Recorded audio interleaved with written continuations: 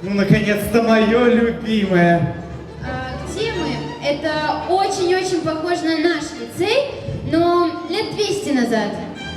Ну, подумай, лицей 200 лет назад, что 200 лет назад было эталоном образования в России? Неужели это царско-сельский лицей? Ты абсолютно права, и причем сейчас мы на рубеже 18 и 19 веков, того времени, когда лицей выпускал своих лучших учеников. Какой чудесный выпускной бал, Анна! Спасибо, что вы меня позвали, Александр. О, Господи, Анна, вы так красивы! Когда я смотрю на вас, в моей голове рождаются строки, и, возможно, через несколько столетий их даже будут учить в школах. Самоуверенность вам не к лицу, Александр. Ну подождите, вы только послушайте. Я помню чудное мгновение, передо мной явилась ты.